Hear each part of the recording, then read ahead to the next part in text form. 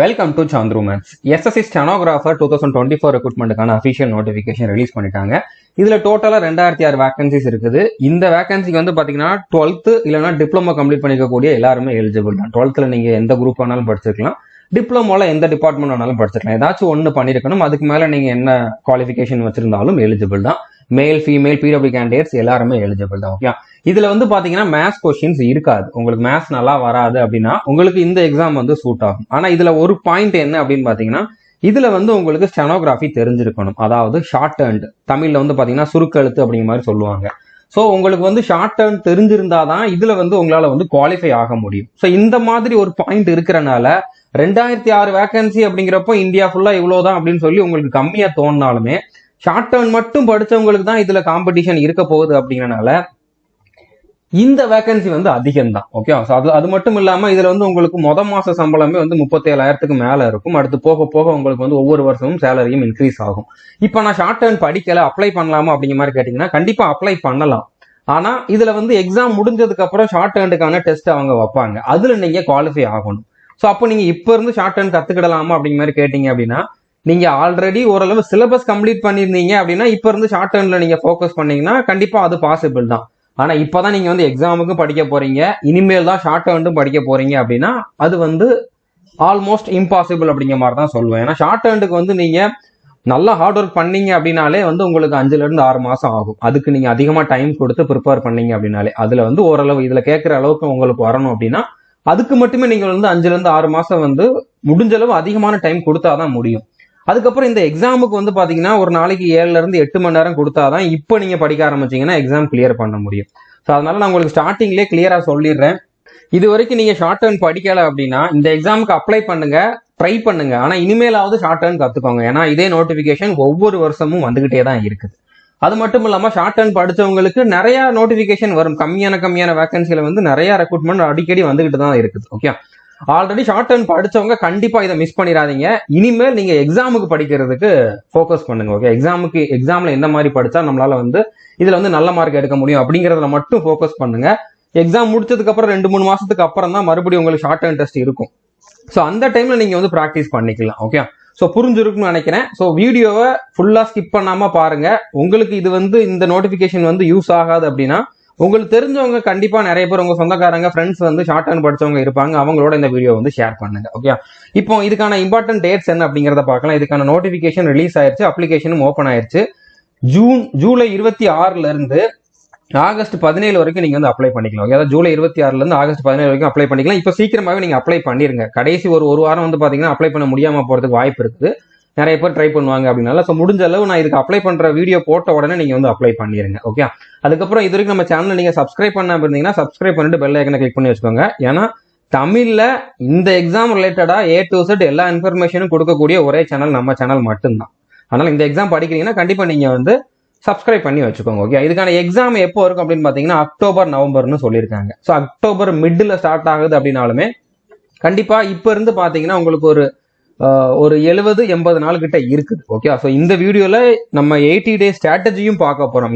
இந்த எக்ஸாமுக்கு படிக்கிறதுக்கான 80 டே ஸ்ட்ராட்டஜியும் பார்க்க போறோம். ஸோ அதனால உங்களுக்கு இந்த ஒரு வீடியோல எல்லா டீட்டெயிலுமே இருக்கும். ஓகே, வேற என்னென்ன பாயிண்ட்ஸ் எல்லாம் டிஸ்கஸ் பண்ண போறோம் அப்படின்னு பாத்தீங்கன்னா இதுக்கான எலிஜிபிலிட்டி என்ன, அடுத்தது இதுக்கான ஜாப் ப்ரொஃபைல், இதுல ஜாயின் பண்ணீங்கன்னா உங்களுக்கு எந்த மாதிரி டியூட்டிஸ் இருக்கும், அதுக்கப்புறம் இதுக்கான செலக்ஷன் ப்ராசஸ் என்ன, சிலபஸ் என்ன, இதுக்கு முன்னால எவ்வளவு கட் ஆஃப் இருந்திருக்கு, இந்த வருஷம் நீங்க எவ்வளவு மார்க் எடுத்தீங்க அப்படின்னா உங்களால வந்து செலக்ட் ஆக முடியும், அந்த மார்க் எடுக்கிறதுக்கான 80 டேக்கான ஸ்ட்ராட்டஜி என்ன அப்படிங்கறத பார்க்க போறோம். ஓகே, இப்போ இதுக்கான ஸ்கில் டெஸ்ட் எப்படி இருக்கும் அப்படிங்கிறதுக்கு நான் முன்னாலேயே வீடியோ போட்டிருக்கேன். ஆல்ரெடி செலக்ட் ஆன நம்ம ஸ்டூடெண்ட் ஒருத்தர் கூட இதுல ஃபீட்பேக்கும் கொடுத்துருப்பாரு, அவர் எந்த மாதிரி ஸ்கில் டெஸ்ட் இருக்கும் அப்படின்னு சொல்லி. இந்த 3 வீடியோவும் வந்து பாத்தீங்கன்னா எஸ்எஸ்சி ஸ்டெனோ 2024 அப்படிங்கக்கூடிய பிளேலிஸ்ட்ல இருக்கு. பிளேலிஸ்டுக்கான லிங்க் வந்து நான் டிஸ்கிரிப்ஷன்ல கொடுத்துறேன், இதை நீங்க பாத்துக்கோங்க. ஓகே, உங்களுக்கு ஆல்ரெடி ஷார்ட் ஹேண்ட் தெரிஞ்சாலுமே இதுல அந்த டெஸ்ட் எப்படி நடக்கும் அப்படிங்கறது வந்து தெரிஞ்சுக்கணும் அப்படின்னா நீங்க இந்த வீடியோ பாருங்க. ஷார்ட் ஹேண்ட் தெரியாதவங்களும் பாத்துக்கோங்க. அப்பதான் உங்களால முடியுமா முடியாதா அப்படிங்கக்கூடிய அந்த ஒரு டிசிஷனுக்கு உங்களால வர முடியும். ஒரு சிலர் வந்து நான் சும்மா அப்ளை பண்ணி ட்ரை பண்ணி பாக்குறேன் அப்படிங்கிற மாதிரி இருப்பீங்கல்ல, அவங்களும் இதை வந்து பாத்துக்கோங்க. ஓகே, ஸோ டோட்டல் வேகன்சி 2006 இருக்குது. இது கொஞ்சம் இன்க்ரீஸ் ஆகிறதுக்கும் வாய்ப்பு இருக்குது. ஓகே, இப்போ வந்து எஸ்எஸ்சி ஜிடில வந்து பாத்தீங்கன்னா அப்படியே வந்து டபுள் ஆச்சு. ஸோ அந்த மாதிரி இதுலயுமே வந்து இன்க்ரீஸ் ஆகலாம், இன்க்ரீஸ் ஆனாலும் ஆகலாட்டியுமே இது வந்து நல்ல வேகன்சி தான்.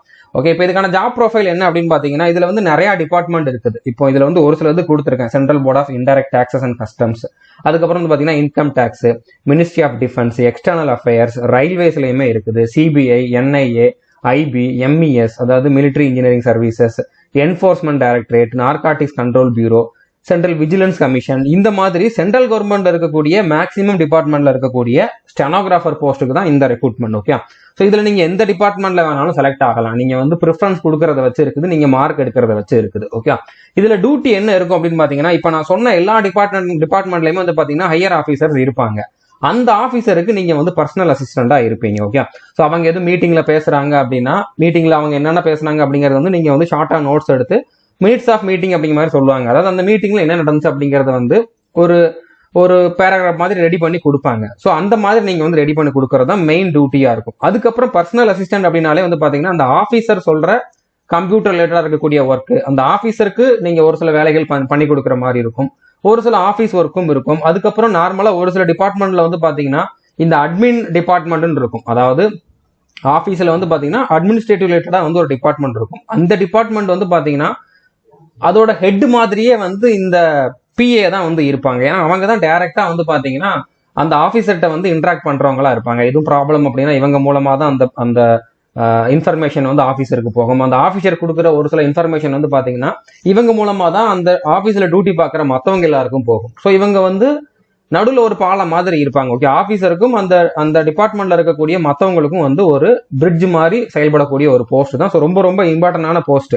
ஓகே, நீங்க வந்து டைரக்டா அந்த ஆபீசரோட வந்து கான்டாக்ட்ல இருக்கிறனால உங்க டிபார்ட்மெண்ட்ல இருக்க மத்த எல்லாருமே வந்து பாத்தீங்கன்னா உங்ககிட்ட ஒரு நல்ல பேரை மெயின்டைன் பண்ணணும் அப்படிங்கிற மாதிரி தான் நினைப்பாங்க. ஏன்னா உங்க மூலமா அவங்க வந்து ஒரு லீவு கூட அப்ளை பண்ணா நீங்க சொன்னா அது வந்து நடக்கும். ஓகே, நீங்க ஏதாச்சும் ரெக்கமெண்ட் பண்ணா அது வந்து நடக்கிறதுக்கு வாய்ப்பு இருக்குது. நீங்க எதுவும் தப்பா அவங்கள பத்தி சொன்னா அந்த ஆபீசர் அதை நம்புறதுக்கு வாய்ப்பு இருக்குது. அதனால இந்த போஸ்ட் வந்து ரொம்ப குரூஷியலான போஸ்ட். இதுக்கு வந்து அதிகமா வந்து ரெஸ்பெக்ட் இருக்கும். ஓகே, இப்போ இதுக்கான போஸ்டிங் பிளேஸ் இந்தியா ஃபுல்லா இருந்தாலுமே நீங்க பெர்மனண்டா தமிழ்நாட்டிலேயே கூட இருந்துக்கலாம். ஓகே, நீங்க வந்து இதுக்கு ப்ரிஃபரன்ஸ் கொடுப்பீங்க. இப்போ எக்ஸாம் முடிஞ்சு ரிசல்ட் வர்றதுக்கு முன்னால ப்ரிஃபரன்ஸ் கொடுக்குற மாதிரி இருக்கும். ப்ரிஃபரன்ஸ் கொடுக்குறப்போ எந்தெந்த டிபார்ட்மெண்ட்ல வந்து பாத்தீங்கன்னா தமிழ்நாட்டில் வேகன்சி இருக்குதோ அந்த டிபார்ட்மெண்ட்டுக்கு நீங்க ப்ரிஃபரன்ஸ் கொடுத்தீங்க அப்படின்னா உங்களுக்கு வந்து பெர்மனண்டாவே வந்து தமிழ்நாட்டிலே இருந்துக்கலாம். ஓகே, அதுக்கப்புறம் சேலரி வந்து பாத்தீங்கன்னா இதுல 2 விதமான போஸ்ட் இருக்குது. கிரேட் சி, கிரேட் டின்னு 2 விதமான போஸ்ட் இருக்குது. கிரேட் சில வந்து இன்ஹேண்ட் சேலரி 37,000க்கும் அதிகமா இருக்கும் ஸ்டார்டிங்ல. கிரேட் டிக்கு வந்து பாத்தீங்கன்னா 32,000க்கு அதிகமா இருக்கும். ஒவ்வொரு மாசமும் இருக்கக்கூடிய சம்பளம் சொல்றேன்.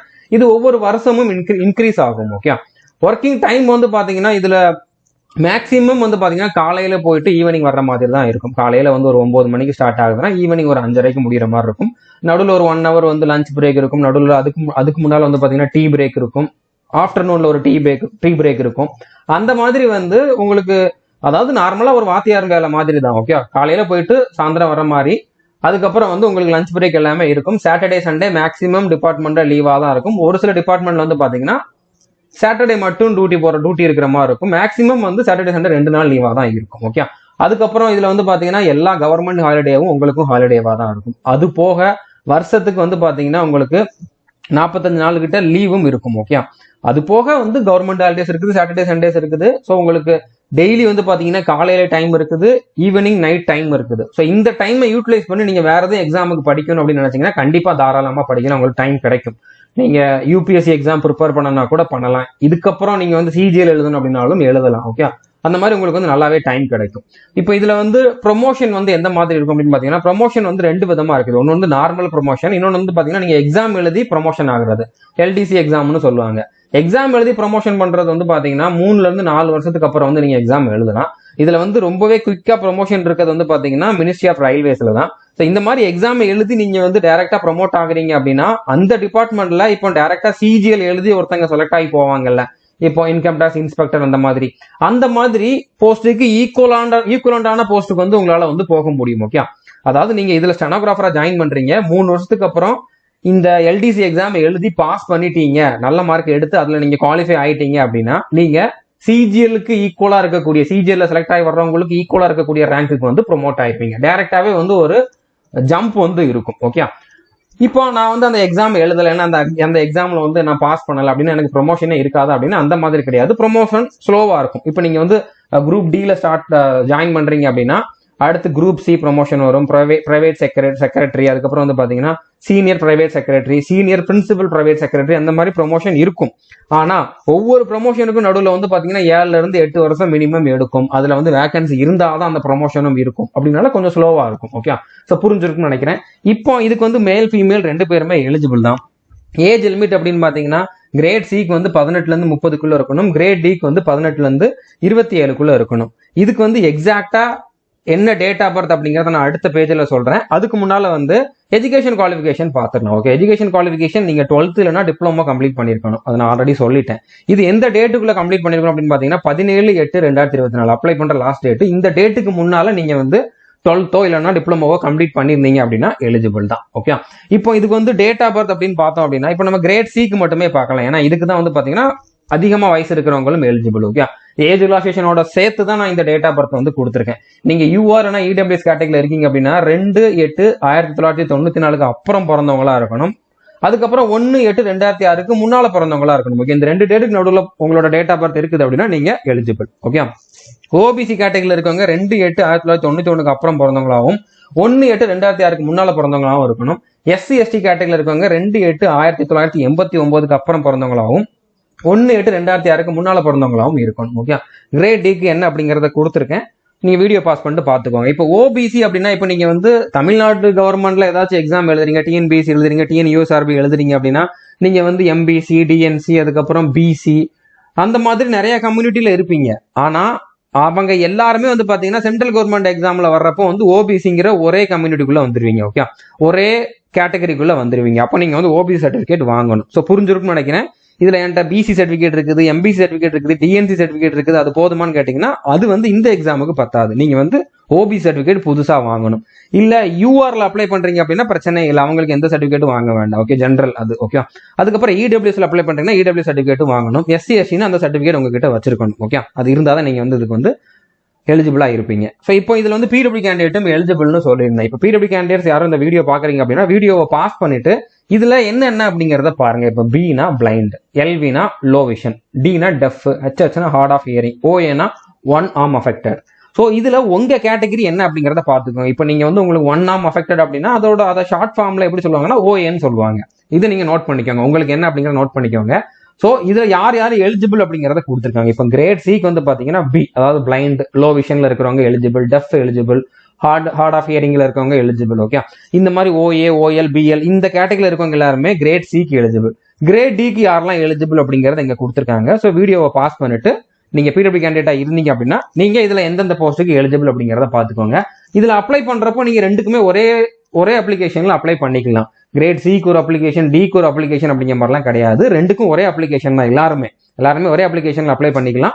அதுக்கப்புறம் நீங்க இதுல ஃபைனலா எவ்வளவு மார்க் எடுக்கிறீங்க அப்படிங்கறத வச்சு உங்களுக்கு வந்து இதுல ரெண்டுல எந்த போஸ்ட் அப்படிங்கிறது வந்து ஃபைனல் ரிசல்ட்டா வரும். ஓகே, இப்போ அடுத்ததா வந்து பாத்தீங்கன்னா இதுல நான் ஆல்ரெடி சொன்னோம்ல, நீங்க வந்து எஸ்சி எஸ்டி இடபிள்யூஎஸ் இல்லைன்னா எக்ஸர்வீஸ்மேன் அந்த மாதிரி பிடபிள்யூ கேண்டிடேட்டா இருந்தீங்கன்னா உங்களுக்கு அந்த சர்டிபிகேட் இருக்கணும். இப்போ பிடபிள்யூ கேண்டிடேட்னாலுமே வந்து பாத்தீங்கன்னா நீங்க மாற்றுத்திறனாளி தான் அப்படிங்கக்கூடிய சர்டிபிகேட் இருக்கணும். ஓகே, இந்த சர்டிபிகேட் எந்த டேட்டுக்கு முன்னால இருக்கணும் அப்படின்னு பாத்தீங்கன்னா 17/8/2024 இந்த டேட்டுக்கு முன்னால நீங்க வாங்கியிருக்கணும். நீங்க எஸ்சி எஸ்டினா இந்த டேட்டுக்கு முன்னால எப்போ வாங்கியிருந்தாலும் அந்த சர்டிபிகேட் போதும் தான். ஆனா உங்க சர்டிபிகேட்ல இங்கிலீஷ்லயும் எழுதிருக்காங்களா அப்படிங்கறத பாத்துக்கோங்க. எல்லா சர்டிபிகேட்டும் நம்ம தமிழ்நாடு கவர்மெண்ட் கொடுக்கக்கூடிய ஃபார்மேட்ல இருக்கிறது ஓகே தான். ஓகே, சோ இங்கிலீஷ்ல உங்க நேம் எல்லாம் இருக்குதான்னு பாத்துக்கோங்க, இல்லைன்னா நீங்க இங்கிலீஷ்ல ஒரு வாட்டி வாங்கிக்கோங்க. ஓகே, ஓபிசி சர்டிபிகேட் அப்படிங்கிறது வந்து பாத்தீங்கன்னா இதுக்கு ஒரு 3 வருஷத்துக்கு முன்னால வாங்கியிருந்தீங்க அப்படின்னா அதுவே போதுமானது. ஓகே, அதாவது இப்போ வந்து பாத்தீங்கன்னா 18/8/2021 அப்புறம் இந்த டேட்டுக்கு முன்னால எப்போ வாங்கியிருந்தாலும் அந்த சர்டிபிகேட்டை வந்து நீங்க ஓபிசி கேண்டிடேட் இருந்தீங்கன்னா யூஸ் பண்ணிக்கலாம். அதே மாதிரி இடபிள்யூஎஸ் கேண்டிடேட் அப்படின்னா இந்த பினான்சியல் இயர்ல 2024-25 பினான்சியல் இயர்ல இந்த டேட்டுக்கு முன்னால சர்டிபிகேட் வாங்கணும். ஓகே, பிடபிள்யூ கேண்டிடேட்டுமே இந்த டேட்டுக்கு முன்னால நீங்க எப்போ வாங்கியிருந்தாலும் ஓகே தான். ஓகே, சோ புரிஞ்சிருக்கும்னு நினைக்கிறேன். அதுக்கப்புறம் இதுல நிறைய போஸ்ட் இருக்குது. இதுல ஒரு போஸ்ட்டுக்கு மட்டும், அதாவது பிஆர்ஓன்னு சொல்லுவாங்க, பார்டர் ரோட்ஸ் ஆர்கனைசேஷன் அப்படிங்கக்கூடிய ஒரு டிபார்ட்மெண்ட். அதுல வந்து பாத்தீங்கன்னா கிரேட் டிக்கான ஸ்டெனோகிராஃபர் போஸ்ட் இருக்கும். அந்த ஒரு போஸ்ட்டுக்கு மட்டும் மேல் கேண்டிடேட்ஸ் மட்டும் தான் எலிஜிபிள், அதுக்கு மட்டும் ஃபீமேல் கேண்டிடேட்ஸ் எலிஜிபிள் கிடையாது. இது போக நிறைய டிபார்ட்மெண்ட் இருக்குது. ஓகே, ஒரு 30க்கும் அதிகமான டிபார்ட்மெண்ட் இருக்கும். அதுல ஒன் ஆஃப் த டிபார்ட்மெண்ட் தான் இது. ஓகே, அதனால நீங்க இதை வந்து சீரியஸ் எல்லாம் எடுத்துக்க வேண்டாம். அப்ப ஃபீமேல் எலிஜிபிள் இல்லை அப்படின்னா நினைக்க வேண்டாம். இந்த ஒரு போஸ்ட்டுக்கு ரொம்ப கம்மியான வேகன்சி தான் இருக்கும். அந்த ஒரு இதுக்கு மட்டும் தான் மேல் கேண்டிடேட்ஸ் எலிஜிபிள். ஓகே, நீங்க செலக்ட் ஆகிற ஸ்டேஜ்ல இருக்கிறப்போ ப்ரிஃபரன்ஸ் கொடுக்குறப்போ கரெக்டாக பார்த்து கொடுக்கணும். அதுக்கு நான் அந்த டைமில் ஒரு வீடியோ போடுவேன். ஓகே, இதுக்கான அப்ளிகேஷன் ஃபீஸ் வந்து பார்த்தீங்கன்னா 100 ரூபா பே பண்ணணும். இதில் வந்து நீங்கள் உமன் கேண்டிடேட்டாவோ இல்லைனா எஸ்சி எஸ்டியில் இருக்கக்கூடிய மேல் ஃபீமேலாக இருந்தாலுமே இல்லைனா பிடபிள்யூ கேண்டிடேட்டாக இருந்தீங்க அப்படின்னா நீங்கள் ஃப்ரீயாகவே அப்ளை பண்ணிக்கலாம். ஃபீஸ் பே பண்ண வேண்டிய அவசியம் கிடையாது. ஸோ யூஆர், இடபிள்யூஎஸ், ஓபிசி இந்த 3 கேட்டகரியிலும் இருக்கக்கூடிய மேல் கேண்டிடேட் மட்டும் 100 ரூபா பே பண்ற மாதிரி இருக்கும். எக்ஸாம் சென்டர் வந்து பாத்தீங்கன்னா தமிழ்நாட்டில் சென்னை, கோயம்புத்தூர், மதுரை, திருச்சி, திருநெல்வேலி, பாண்டிச்சேரியில இருக்கும். ஓகே, நீங்க அவங்க ஊர் பக்கத்துல வந்து எழுதிக்கலாம்.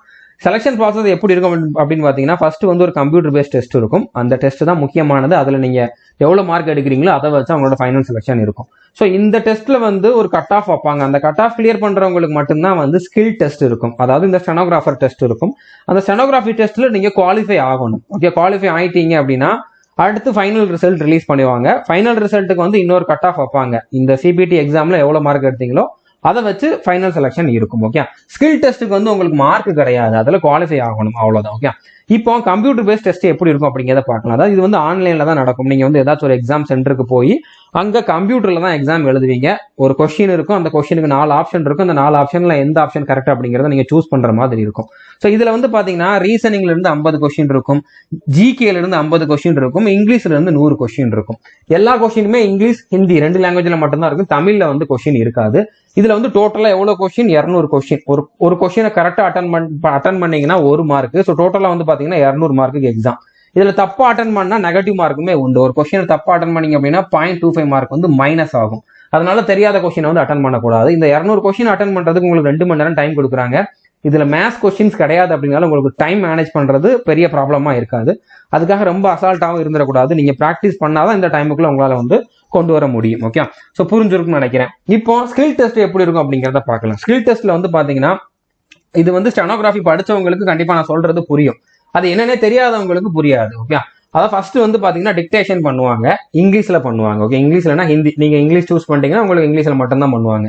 ஸோ 10 நிமிஷத்துக்கு வந்து பாத்தீங்கன்னா டிக்டேஷன் பண்ணுவாங்க. டிக்டேஷன் எவ்வளவு ஸ்பீட்ல பண்ணுவாங்க அப்படின்னு பாத்தீங்கன்னா இப்போ வந்து நீங்க கிரேட் சிக்கு ஷார்ட் லிஸ்ட் ஆயிருக்கீங்க அப்படின்னா 100 வேர்ட்ஸ் பர் மினிட் அப்படிங்கக்கூடிய ஸ்பீட்ல பண்ணுவாங்க. கிரேட் டி அப்படின்னா 80 வேர்ட்ஸ் பர் மினிட் அப்படிங்கக்கூடிய ஸ்பீட்ல 10 நிமிஷம் வந்து டிக்டேஷன் பண்ணுவாங்க. அந்த டிக்டேஷன் பண்றதை நீங்க ஷார்ட் ஹேண்ட்ல நோட்ஸ் எடுத்துக்கணும், வேகமா நோட்ஸ் எடுத்துக்கணும். முக்கியம், ஏன்னா இந்த ஸ்பீட்ல பண்றாங்க அப்படிங்கிறப்போ அந்த ஸ்பீட்லயே நீங்க வந்து நோட்ஸ் எடுத்தாதான் முடியும். ஸோ நீங்க நோட்ஸ் எடுத்துக்கணும். அடுத்து அதை வந்து அவங்க என்ன டிக்டேட் பண்ணாங்களோ அதை அப்படியே எக்ஸாக்டா வந்து நீங்க கம்ப்யூட்டர்ல டைப் பண்ற மாதிரி இருக்கும். அதாவது அவங்க என்ன வந்து டிக்டேட் பண்ணாங்களோ அதை வந்து அப்படியே டைப் பண்ணணும். டைப் பண்றப்போ வந்து ஒரு குறிப்பிட்ட அளவு வரைக்கும் நீங்க வந்து மிஸ்டேக் பண்ணிக்கலாம். நிறைய மிஸ்டேக் பண்ணீங்க அப்படின்னா நீங்க வந்து அதுல ஃபெயில் ஆயிடுங்க. ஓகே, ஸோ அந்த இதை டைப் பண்றதுக்கு டைமும் இருக்குது. இப்போ நீங்க கிரேட் டிக்கு வந்து அப்ளை பண்ணிருந்தீங்கன்னா 50 நிமிஷம் டைம் கொடுப்பாங்க. 50 நிமிஷத்துக்குள்ள அவங்க என்ன டிக்டேட் பண்ணாங்களோ அதை வந்து நீங்க டைப் பண்ணி முடிச்சிடணும். ஸோ உங்களுக்கு டைப்பிங்கும் கண்டிப்பா தெரிஞ்சிருக்கணும். ஓகே, அது கண்டிப்பா எல்லாருக்குமே தெரிஞ்சிருக்கும். அதே மாதிரி ஸ்டெனோகிராஃபர் கிரேட் சிக்கு அப்ளை பண்ணியிருந்தீங்கன்னா 40 நிமிஷம் தான் டைம் கொடுப்பாங்க. ஓகே, ஸோ கிரேட் சிக்கான அந்த ஸ்கில் டெஸ்ட் வந்து கொஞ்சம் கஷ்டம் கிரேட் டியோட கம்பேர் பண்றப்போ. ஸோ புரிஞ்சிருக்கும் நினைக்கிறேன். இது நீங்க கரெக்டா பண்ணிட்டீங்க அப்படின்னா குவாலிஃபை. அதுக்கப்புறம் நல்ல மார்க் எடுத்திருந்தீங்க அப்படின்னா உங்களுக்கு வந்து ஃபைனலா போஸ்டிங்கும் கிடைச்சிடும். ஓகே, இப்போ இதுக்கான சிலபஸ் என்ன, டாபிக் வைஸ் வெயிட்டேஜ் என்ன அப்படிங்கறத வந்து பார்க்கலாம். இதுக்கு முன்னால நடந்த எக்ஸாம்ல கேட்டிருந்த கொஸ்டின்ஸை பேஸ் பண்ணி நான் இதுல வந்து கொடுத்துருக்கேன். ஓகே, இப்போ ரீசனிங்னு எடுத்துக்கிட்டீங்க அப்படின்னா letter series, coding, decoding, missing numbers, analogy, classification, blood relation, direction, words arrangement, syllogism, seating arrangement, ranking and puzzle, mathematical operation, arithmetic, Venn diagram, paper cutting, figure series, embedded figure, mirror image. இந்த டாபிக்கோட பேரை பார்த்தோன்னே உங்களுக்கு கண்டிப்பா நிறைய பேருக்கு தெரிஞ்சிருக்காது. ஆனா இதெல்லாம் ரொம்ப ரொம்ப ஈஸியான டாபிக் தான். இது எல்லாத்தையுமே நம்ம கோர்ஸ்ல தெளிவா டீச் பண்ணிருக்கோம். எல்லாத்துக்குமே ஒரு 3 வீடியோ 4 வீடியோ அப்படிங்கிற மாதிரி இருக்கும். அதை மட்டும் பார்த்தாலே போதுமானது. அதை தாண்டி கொஸ்டின்ஸ் வராது. ஓகே, அதுக்கப்புறம் அது போக இன்இக்வாலிட்டி, ஃபிகர் கவுண்டிங், கேலண்டர் இந்த டாபிக்கும் படிச்சுக்கோங்க. இதுல இருந்து அப்பப்போ கொஸ்டின்ஸ் கேட்கறாங்க. ஓகே, இதெல்லாமே நான் டைம் டேபிள்ல கொடுத்துருக்கேன். இந்த 80 டேக்கான டைம் டேபிள் சொன்னால அதுல கொடுத்துருக்கேன். அதை மட்டும் நீங்க படிச்சா போதுமானது. அடுத்ததான் இங்கிலீஷை பொறுத்த வரைக்கும் நீங்க கவனிக்க வேண்டியது 1 வேர்ட் சப்ஸ்டிடியூஷன் மிஸ்பெல்ட்ல இருந்து கொஸ்டின்ஸ் கேட்கல. ஓகே, ஸோ அதனால நீங்க அதை படிக்க வேண்டாம். நீங்க படிக்க வேண்டியது வந்து பாத்தீங்கன்னா sentence improvement, error spotting, fill in the blank, voice, narration. இது எல்லாமே வந்து பாத்தீங்கன்னா கிராமர் போர்ஷன்ல வரும். Cloze test, passage reading, PQRS இதெல்லாம் வந்து பாத்தீங்கன்னா ரீடிங் போர்ஷன்ல வரும். ஸோ ரீடிங் போர்ஷன்ல ஒரு 40 கொஸ்டின் வரைக்கும் கேட்கறாங்க. ஓகே, டோட்டலா 100ல 40 கொஸ்டின் வந்து ரீடிங் போர்ஷன்ல இருந்து வருது.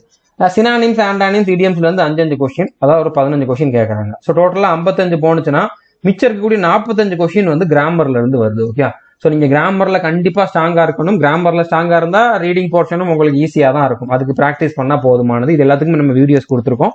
அதே மாதிரி ஒகாபுலரியில வந்து பாத்தீங்கன்னா சினானிம்ஸ், ஆண்டானிம்ஸ், இடியம்ஸ் மட்டும் தான் பார்க்க போறீங்க. 15 தான் அப்படின்னு சொல்லிட்டு அதையும் விட முடியாது. ஏன்னா நீங்க இங்கிலீஷ்ல முடிஞ்ச அளவு 90க்கு மேல ஸ்கோர் பண்ண பார்க்கணும். அதுதான் உங்களுக்கு வந்து அதிகமா மார்க் எடுக்கக்கூடிய சப்ஜெக்ட், அதிகமா கொஸ்டின் கேட்கக்கூடிய சப்ஜெக்ட். அதனால நீங்க இங்கிலீஷுக்கு அதிகமான இம்பார்ட்டன்ஸ் கொடுக்கணும். ஓகே, சோ புரிஞ்சிருக்கும்னு நினைக்கிறேன். இப்போ ஜிகே பொறுத்த வரைக்கும் கரண்ட் அஃபேர்ஸ் ஸ்ட்ராட்டஜிக்கல இருந்தே வந்து பாத்தீங்கன்னா ஒரு 25 கொஸ்டின் வரைக்கும் கேட்டுறாங்க. ஓகே, அடுத்து history, polity, biology, physics, chemistry, geography, economics, ஈகோசிஸ்டம்லாம் வந்து கேட்கறாங்க. இதுல நம்பர் ஆஃப் கொஸ்டின்ஸ் ஒவ்வொரு வாட்டியும் வந்து மாறலாம், ஆனா மோரார்லஸ் இந்த மாதிரி தான் இருக்கும். ஸோ இதுல பார்த்தாலே தெரியுது உங்களுக்கு வந்து அதிகமான கொஸ்டின்ஸ் வந்து எதுல வருது, கரண்ட் அஃபேர்ஸ் ஸ்ட்ராட்டஜிக்கல தான் வருது. இதுக்கு மட்டும் நீங்க அதிகமான இம்பார்ட்டன்ஸ் கொடுங்க. இப்பதான் படிக்க போறீங்க அப்படின்னா நீங்க இதை மட்டும் படிங்க போதும். ஏன்னா மத்ததெல்லாம் அதிகமா படிக்கிற மாதிரி இருக்கும். அதுல இருந்து நீங்க படிச்சதுல இருந்தா கொஸ்டின் வரும் அப்படிங்கிற மாதிரி சொல்ல முடியாது. ஆனா கரண்ட் அஃபேர்ஸ் ஸ்ட்ராட்டஜிக்கு முடிஞ்ச அளவு படிச்சுக்கிட்டீங்க அப்படின்னா அதுல 25 கொஸ்டின் கேட்கறாங்கன்னா ஒரு 20ஆவது உங்களால எடுக்க முடியும். ஓகே, ஸோ இப்போ ப்ரீவியஸ் இயர்ல எவ்வளவு கட் ஆஃப் இருந்திருக்குது அப்படிங்கறது வந்து நான் இதுல கொடுத்துருக்கேன். ஓகே, 2019 இருந்து 2023 வரைக்கும் எவ்வளவு கட் ஆஃப் இருந்திருக்குது அப்படிங்கிறத கொடுத்துருக்கேன். இப்போ 2023ல இப்ப இந்த பிராக்கெட்ல கொடுத்துருக்கிறதெல்லாம் வந்து பாத்தீங்கன்னா கிரேட் சிக்கு எவ்வளவு வேகன்சி இருந்துச்சு அப்போ அப்படிங்கறத வந்து நான் கொடுத்துருக்கேன். ஓகே, கிரேட் டிக்கான கட் ஆஃப் நான் அடுத்த பேஜ்ல கொடுத்துருக்கேன். இப்ப கிரேட் சிக்கு வந்து பாத்தீங்கன்னா 2023ல யூஆருக்கு 153 மார்க்குக்கு மேல எடுத்தவங்க எல்லாம் செலக்ட் ஆயிருக்காங்க. ஓபிசிக்கு 154, இடபிள்யூஎஸ்க்கு 161. ஓகே, இடபிள்யூஎஸ் வந்து கம்மியான வேகன்சி இருந்திருக்கும், அதனால அதிகமா போயிருக்கு. ஓகே, எஸ்சிக்கு 142, எஸ்டிக்கு வந்து வேகன்சி இருந்திருக்காது, ஏன்னா கிரேட் சிக்கு கம்மியான வேகன்சி தான் வரும் அப்படிங்கிறனால. இப்போ இது என்ன அப்படின்னு பாத்தீங்கன்னா 2024ல இப்போ வந்திருக்கக்கூடிய இந்த ரெக்ரூட்மெண்ட்டுக்கு வந்து பாத்தீங்கன்னா நீங்க இந்த மார்க்குக்கு மேல எடுத்தீங்க அப்படின்னா தைரியமா இருக்கலாம், நான் செலக்ட் ஆயிருவேன் அப்படிங்கிற மாதிரி.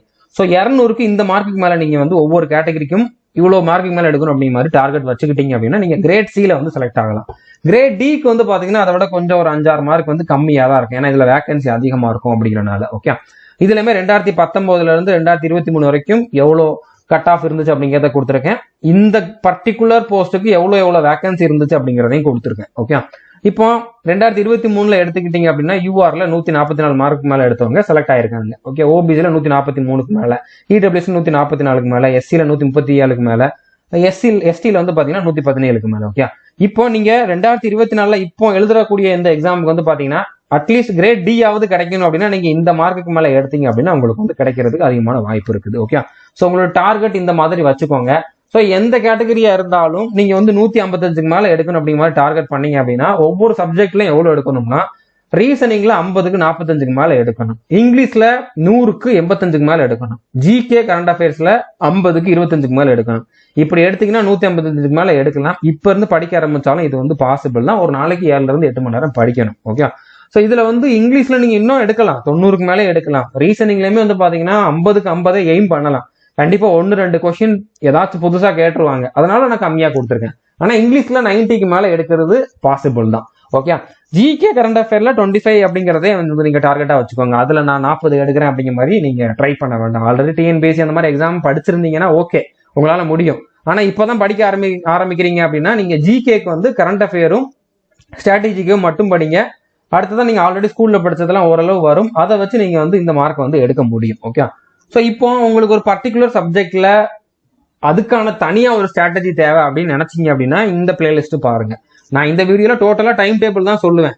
ஆனா நான் இங்கிலீஷ்ல இந்த மாதிரி வீக்கா இருக்கேன், இங்கிலீஷ்ல மட்டும் எனக்கு என்ன பண்ணாலும் மார்க் கூடவே மாட்டேங்க அப்படிங்கிற மாதிரி சொல்றீங்கன்னா இந்த பிளேலிஸ்ட் பாருங்க. இதுல வந்து இங்கிலீஷ்க்கு தனியா ஒரு ஸ்ட்ராட்டஜி கொடுத்துருப்பேன், ரீசனிங்க்கு தனியா கொடுத்துருப்பேன், ஜிகேக்கு தனியா கொடுத்துருப்பேன். ஓகே, ஸோ இந்த பிளேலிஸ்டுக்கான லிங்க்குமே நான் வந்து டிஸ்கிரிப்ஷன்ல கொடுத்துட்றேன். All SSC exam subject strategy அப்படிங்கிறதா பிளேலிஸ்டோட நேம்.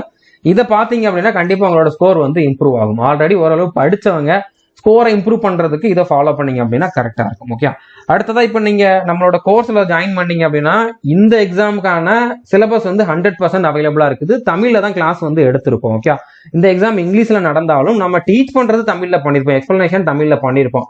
மற்றபடி உள்ள இருக்க கண்டென்ட் வந்து பாத்தீங்கன்னா தமிழ் இங்கிலீஷ் 2 லாங்குவேஜ்லயுமே இருக்கும். இப்போ உங்களுக்கு வந்து கொஸ்டின் வந்து பாத்தீங்கன்னா தமிழ் இங்கிலீஷ் 2லயுமே இருக்கும், அதை வந்து நாங்க தமிழ்ல எக்ஸ்பிளைன் பண்ணிருப்போம். ஸோ அந்த மாதிரி நம்ம கோர்ஸ்ல வந்து வீடியோஸ் அவைலபிளா இருக்குது. நீங்க ஜாயின் பண்ண வேண்டிய கோர்ஸ் வந்து பாத்தீங்கன்னா ஆல் இன் ஒன் கோர்ஸ் தான். ஆல் இன் ஒன் கோர்ஸுக்கான ஃபீஸ் வந்து பாத்தீங்கன்னா 1499. இது நீங்க நம்மளுடைய ஆப்ல டைரக்டா பே பண்ற மாதிரி இருக்கும். நீங்க ஒன் டைம் பே பண்ணீங்க அப்படின்னா 3 இயர்ஸ் வேலிடிட்டி உண்டு. ஓகே, ஒரு வாட்டி பே பண்ணா போதும். இந்த 3 வருஷம் வேலிடிட்டி எதுக்கு கொடுக்குறோம் அப்படின்னா இந்த கோர்ஸ்ல வெறுமனே ஸ்டெனோகிராஃபருக்கான சிலபஸ் மட்டும் இல்ல, எஸ்எஸ்சில வரக்கூடிய எல்லா எக்ஸாமுக்கும் இருக்குது, ரயில்வே வரக்கூடிய எல்லா எக்ஸாமுக்கும் இருக்குது, அதுக்கப்புறம் அக்னிவீருக்கு இருக்குது, அது போக நிறைய சென்ட்ரல் கவர்மெண்ட் எக்ஸாமுக்கு மொத்தமா வந்து பாத்தீங்கன்னா ஒரு 30க்கு அதிகமான சென்ட்ரல் கவர்மெண்ட் எக்ஸாமுக்கான சிலபஸ் வந்து இந்த ஒரே கோர்ஸ்ல இருக்கும். ஸோ நீங்க அடுத்தடுத்து வரக்கூடிய எல்லா சென்ட்ரல் கவர்மெண்ட் எக்ஸாமுக்கும் இந்த கோர்ஸை மட்டும் ஃபாலோ பண்ணா போதுமானது. ஓகே, இதுல வந்து நாங்க எல்லாமே வந்து பாத்தீங்கன்னா வீடியோஸா கொடுத்துருக்கோம். 2000க்கு அதிகமான வீடியோஸ் கொடுத்துருக்கோம். இந்த கோர்ஸ்ல இது வரைக்கும் படிச்சவங்க வந்து பாத்தீங்கன்னா 1000க்கு அதிகமான பேர் வந்து பாத்தீங்கன்னா சென்ட்ரல் கவர்மெண்ட்ல ஜாப் வாங்கியிருக்காங்க, செலக்ட் ஆயிருக்காங்க. ஓகே, ஸோ இதுல ஒவ்வொரு வீடியோக்கும் பிடிஎஃப்பும் கொடுத்துருவோம். அதுக்கப்புறம் டாபிக் வைஸ் டெஸ்ட்டுமே வந்து இதுல அவைலபிளா இருக்கும். ஓகே, அது போக தனித்தனியாகவும் கோர்ஸ் இருக்குது, நீங்க அதுல ஜாயின் பண்ணாலும் பண்ணிக்கலாம். அடுத்ததா ஜிகே புக்கும் ஸ்ட்ராட்டஜிகே புக்கும் கொடுத்துருக்கோம். ஜிகே புக் வந்து பாத்தீங்கன்னா 550, ஸ்ட்ராட்டஜிகே புக் வந்து பாத்தீங்கன்னா 400. இது தமிழ்ல மட்டும்தான் இருக்கும். ஜிகே புக்ல வந்து பாத்தீங்கன்னா ஹிஸ்டரி, பாலிட்டி, ஜியோகிராஃபி, எக்கனாமிக்ஸ் இந்த 4 சப்ஜெக்ட் மட்டும்தான் இருக்கும். அது பேராகிராஃப் மாதிரி இருக்கும். ஸ்ட்ராட்டஜிகே புக்ல ஒரு 125 டாபிக் கிட்ட இருக்கும். ஓகே, இதுவுமே தமிழ்ல மட்டும்தான் இருக்கும். தமிழ் மீடியம் ஸ்டூடெண்ட் எனக்கு ஜிகே வந்து இங்கிலீஷ்ல இருந்தா கஷ்டமா இருக்குது அப்படின்னு நினைக்கிறவங்க வந்து இந்த புக்கை வந்து வேணும்னா வாங்கிக்கலாம். இந்த புக்கு உங்களுடைய அட்ரஸ்க்கே அனுப்பிச்சு வச்சிருவோம். ஸோ இப்போ புக் வாங்குறது, கோர்ஸ்ல ஜாயின் பண்றது எல்லாத்துக்குமே ஒரே ப்ரொசீஜர் தான். அது என்ன அப்படிங்கறத வந்து பார்க்கலாம். டேரக்டா நீங்க ஆப்ல தான் பே பண்ணணும். நான் டிஸ்கிரிப்ஷன்ல ஆண்ட்ராய்டு ஆப்புக்கான லிங்க் கொடுத்துருக்கேன், iOS ஆப்புக்கான லிங்க் கொடுத்துருக்கேன், வெப்சைட்டுக்கான லிங்க்கும் கொடுத்துருக்கேன். நீங்க வந்து பிளே ஸ்டோர்ல போய் கூட சந்துரு மேத்ஸ்னு சர்ச் பண்ணீங்க அப்படின்னா நம்மளோட ஆப் வந்துடும். அதை நீங்க வந்து இன்ஸ்டால் பண்ணிக்கோங்க. ஓகே, நீங்க iOS ஆப்போ இல்லைனா வெப்சைட்டோ யூஸ் பண்றீங்கன்னா இந்த ஆர்கனைசேஷன் கோடை வந்து யூஸ் பண்ணிக்கோங்க. இப்போ ஃபர்ஸ்ட் நம்ம ஆப்பை இன்ஸ்டால் பண்ணிட்டு லாகின் பண்ணிருங்க. உங்களோட நேம், மொபைல் நம்பர், ஓடிபி எல்லாம் கொடுத்து லாகின் பண்ணிருங்க. லாகின் பண்ணிட்டு கீழே வந்து கோர்சஸ்னு ஒரு ஆப்ஷன் இருக்கும், அதை கிளிக் பண்ணிட்டு ஆல் இன் ஒன் கோர்ஸை சூஸ் பண்ணிட்டு ஐ எம் இன்ட்ரெஸ்டட் அப்படிங்கிறத வந்து கிளிக் பண்ணுங்க. இந்த இடத்துல அமௌண்ட் வேற காட்டும். ஓகே, ஐ எம் இன்ட்ரெஸ்டட் அப்படிங்கிறத வந்து கிளிக் பண்ணுங்க. அதை கிளிக் பண்ணீங்கன்னா இந்த மாதிரி சக்சஸ் அப்படிங்கிற மாதிரி வரும். அடுத்து வந்து உங்களுடைய SMS, வாட்ஸ்அப் ரெண்டுக்குமே வந்து பாத்தீங்கன்னா பேமெண்ட் பண்ற லிங்க் வந்திருக்கும். அந்த லிங்கை வந்து கிளிக் பண்ணி நீங்க வந்து பே பண்ணணும். கிளிக் பண்ணீங்கன்னா இந்த மாதிரி ஒரு பேஜ் ஓப்பன் ஆகும். பே பண்றது வந்து நீங்க நெட் பேங்கிங் மூலமாவோ இல்லைனா UPI மூலமாவோ இல்லைனா கார்டு மூலமாவோ பே பண்ணலாம். ஸோ பே பண்ணிட்டு அடுத்த செகண்டே உங்களுக்கு வந்து கோர்ஸ் ஆக்டிவேட் ஆகும். ஸோ நீங்க வந்து ஆப்பை ஓப்பன் பண்ணுங்க, ஆல் இன் ஒன் கோர்ஸை வந்து ஓப்பன் பண்ணுங்க. ஓப்பன் பண்ணிட்டு மேல கண்டென்ட்னு ஒரு ஆப்ஷன் இருக்கும், அதை கிளிக் பண்ணீங்க அப்படின்னா நிறைய ஃபோல்டர் வரும். இதுல டெஸ்ட்டுக்கு தனியா ஃபோல்டர் இருக்கும், கரண்ட் அஃபேர் தனியா ஒரு ஃபோல்டர் இருக்கும். ஓகே, நீங்க பார்க்க வேண்டியது வந்து பாத்தீங்கன்னா SSC எக்ஸாம் அப்படிங்கக்கூடிய ஃபோல்டர் தான். அதை ஓப்பன் பண்ணீங்கன்னா அதுல நிறைய இருக்கும். SSC எக்ஸாம்ல எல்லா எக்ஸாமும் இருக்கும். அதுல SSC ஸ்டெனோகிராஃபருக்கு தனியா ஒரு ஃபோல்டர் இருக்கும். அதை ஓப்பன் பண்ணீங்க அப்படின்னா அதுல நான் இப்ப கொடுத்துருக்கக்கூடிய அந்த 80 டே டைம் டேபிளும் இருக்கும். ஸோ இந்த டைம் டேபிள நீங்க ஃபாலோ பண்ணீங்கன்னா போதுமானது. அது போக ரீசனிங் தனியா, இங்கிலீஷ் தனியா, ஜிகேக்கு தனியா வீடியோஸ் இருக்கும். ஒரு வீடியோ தான் இருக்குது அப்படின்னு நினைக்காதீங்க. அதுல ஓப்பன் பண்ணி அந்த ஒரு வீடியோ பிளே பண்ணி பாருங்க. மொத்த வீடியோவும் எங்க இருக்கு அப்படிங்கறத அந்த வீடியோல நான் வந்து சொல்லியிருப்பேன். ஓகே, ஸோ இப்போ ஜிகே புக்கை பத்தி நான் ஆல்ரெடி சொல்லியிருந்தேன். ஓகே, அந்த புக்கோட கவர் பேஜ் தான் இதுல கொடுத்துருக்கேன். நீங்க நம்ம ஆப்ல வந்து பாத்தீங்கன்னா இந்த புக்குன்னு தனியா ஒரு கோர்ஸ் இருக்கும். அதை ஓப்பன் பண்ணி பாத்தீங்கன்னா இதுக்கான சாம்பிள் PDF கொடுத்துருப்போம். ஃபர்ஸ்ட் ஒரு 25 பேஜஸ் வந்து இதுல இருக்கும். அது நீங்க டவுன்லோட் பண்ணி பாத்துக்கலாம். உங்களுக்கு தேவைன்னா புக் வாங்கிக்கோங்க. மற்றபடி கோர்ஸ்ல நாங்க ஜிகே டீச் பண்ணிருப்போம், அதை பாத்தீங்கன்னாலே போதுமானது. ஓகே, அதே மாதிரி ஸ்டாட்டிக் ஜிகே புக்ல வந்து பாத்தீங்கன்னா 125 டாபிக் கிட்ட இருக்குது. இதோட கோர்ஸுமே வந்து ஆப்ல அவைலபிளா இருக்குது. அதை ஓப்பன் பண்ணி இதுக்கான சாம்பிளும் நீங்க வந்து பாத்துக்கலாம். இப்போ ஸ்ட்ராட்டஜி என்ன அப்படிங்கறத பார்க்கலாம். டெய்லி மினிமம் ஒரு 8 மணி நேரமாவது நீங்க வந்து படிச்சாகணும். அதுக்கப்புறம் வந்து பாத்தீங்கன்னா ரீசனிங்க்கு நீங்க அதிகமா பிராக்டிஸ் பண்ணணும். ரீசனிங்ல வீடியோ மட்டும் பார்த்துட்டு உங்களுக்கு புரிஞ்சிடும். ஆனா ஒரு ஸ்பீடு வரணும். அதுக்கப்புறம் பார்த்த உடனே அட்டன் பண்ணணும். அதுக்கப்புறம் வந்து பாத்தீங்கன்னா புதுசா எதுவும் கொஸ்டின் கேட்டாலும் சால்வ் பண்றக்கூடிய அந்த எபிலிட்டி வரணும் அப்படின்னா நீங்க நிறைய பிராக்டிஸ் பண்ணணும். ஸோ பிராக்டிஸ் வந்து அதிகமா கொடுக்கணும். ரீசனிங்கை பொறுத்த வரைக்கும் topic wise questions, previous year questions வந்து நிறைய பிராக்டிஸ் பண்ணுங்க. ஓகே, அதே மாதிரி டெய்லி என்ன படிக்கிறீங்களோ அதை அடுத்த நாள் ரிவிஷன் பண்ணிட்டு அடுத்த நாளுக்கான டைம் டேபிள வந்து ஸ்டார்ட் பண்ணுங்க. பிராக்டிஸ் ரொம்ப ரொம்ப முக்கியம். இங்கிலீஷுக்குமே வந்து நீங்க அதிகமா பிராக்டிஸ் பண்ணணும். ப்ரீவியஸ் இயர் கொஸ்டின்ஸ் பிராக்டிஸ் பண்ணாதான் முடியும். நம்ம கோர்ஸ்ல கிராமர் எல்லாமே டீச் பண்ணிருப்போம், பிராக்டிஸ் வீடியோஸும் கொடுத்துருப்போம். அதுக்கப்புறம் நீங்க ப்ரீவியஸ் இயர் கொஸ்டின்ஸ் அதிகமா பிராக்டிஸ் பண்ணாதான் உங்களோட ஸ்கோர் வந்து இன்க்ரீஸ் ஆகும். ஓகே, ஸோ இப்போ நான் டைம் டேபிள்ல வந்து உங்களுக்கு என்னென்ன அப்படிங்கறத சொல்லுவேன். அதுல கரண்ட் அஃபேர்ஸ் வந்து டைம் டேபிள்ல கொடுத்துருக்க மாட்டேன். ஆனா நீங்க என்ன பண்ணணும், ஜனவரி 2024 இருந்து இருக்கக்கூடிய கரண்ட் அஃபேர்ஸ் டெய்லி ஒரு வீடியோ பார்த்துடணும். ஓகே, ஸோ அட்லீஸ்ட் ஜனவரி 2024 இருந்தாச்சும் பாருங்க. அதுக்கு முன்னால பார்க்க முடியினாலும் பாருங்க. ஆனா ஜனவரி 2024 இருந்து எக்ஸாம் எந்த மந்த் நடக்குதோ அதுக்கு முந்தின மாசம் வரைக்கும் இருக்கக்கூடிய கரண்ட் அஃபேர்ஸ் வந்து எல்லாத்தையுமே பாத்துருங்க. நம்ம கோர்ஸ்ல பார்த்தாலே போதும், வேற எதுவும் சோர்ஸ் ஃபாலோ பண்ண வேண்டிய அவசியம் கிடையாது. நம்ம கோர்ஸ்ல தமிழ், இங்கிலீஷ் 2 லாங்குவேஜ்லயுமே கண்டென்ட் இருக்கும். தமிழ்ல தான் டீச் பண்ணிருப்போம், அதுக்கான PDF-ம் கொடுத்துருப்போம். அடுத்ததா இங்கிலீஷ்ல நீங்க கிராமர் எல்லாம் படிச்சு முடிச்சதுக்கு அப்புறம் இங்கிலீஷ் டெஸ்ட் சீரிஸ் அப்படின்னு சொல்லி யூடியூப்ல ஒரு பிளேலிஸ்ட் இருக்குது. இதுல வந்து 62 வீடியோஸ் இது வரைக்கும் கொடுத்துருக்கேன். ஓகே, இந்த பிளேலிஸ்ட்ல இருக்கக்கூடிய வீடியோஸ் எல்லாமே பாருங்க. இதெல்லாமே வந்து ப்ரீவியஸ் இயர் கொஸ்டின்ஸ் தான் உங்களுக்கு பிராக்டிஸ்க்கு கொடுத்துருப்பேன். ஓகே, இதை பார்த்தாலே உங்களுக்கு வந்து எல்லா டாபிக்லயுமே வந்து ஸ்கோர் இன்க்ரீஸ் ஆகும். ஒவ்வொரு கொஸ்டினையும் எப்படி அப்ரோச் பண்ணணும் அப்படிங்கக்கூடிய ஐடியா கிடைக்கும். ஓகே, இப்போ டைம் டேபிள் என்ன அப்படிங்கறது நம்ம ரொம்ப அதிகமா டைம் கொடுத்து பார்க்க போறது கிடையாது. ஃபர்ஸ்ட் டேக்கு மட்டும் நீங்க என்ன படிக்கணும் அப்படிங்கறத சொல்றேன். அதை பார்த்தாலே உங்களுக்கு எல்லாமே புரிஞ்சிடும். ஓகே, இப்போ டே 1ல வந்து பாத்தீங்கன்னா ரீசனிங்ல நம்பர் சீரிஸ்ங்கிற டாபிக்ல 2 வீடியோ பார்க்கணும். அதே மாதிரி இங்கிலீஷ்ல வந்து பாத்தீங்கன்னா ஃபண்டமெண்டல்ஸ் அப்படிங்கக்கூடிய டாபிக்ல 2 வீடியோ பார்க்கணும். ஸ்டாட்டிக் ஜிகேல டாப் 80 ஸ்டாட்டிக் ஜிகேன்னு ஒரு ஃபோல்டர் இருக்கும். அதுல வந்து 140க்கு அதிகமான வீடியோஸ் இருக்கும். இதுல டெய்லி ஒரு வீடியோ வந்து நீங்க பாத்துக்கிட்டே இருக்கும். நாங்க எந்த ஆர்டர்ல கொடுத்துருக்கோமோ அந்த ஆர்டர்லயே பாருங்க. ஓகே, அப்ப 80 நாள் தான் பார்க்க முடியும், 80 வீடியோ தான் பார்க்க முடியும் அப்படின்னா 80 போதும். ஓகே, அதுல இருந்து உங்களுக்கு மேக்ஸிமம் கொஸ்டின்ஸ் வந்துடும்.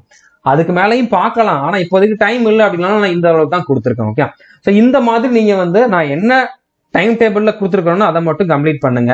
இப்ப 80 நாளுக்கு அப்புறமும் டைம் இருக்கிறதுக்கு சான்ஸ் கம்மி தான். ஒரு சில நேரம் எக்ஸாம் போஸ்ட்போன் ஆகலாம், ஏதாச்சும் தவிர்க்க முடியாத காரணத்தால. அந்த மாதிரி டைம் இருக்குது அப்படின்னா இதுல வந்து பாத்தீங்கன்னா உங்களுக்கு சினானிம்ஸ்லேயே வந்து முக்கால்வாசி ஆன்டானிமும் சேர்த்து தான் கவர் ஆகும்.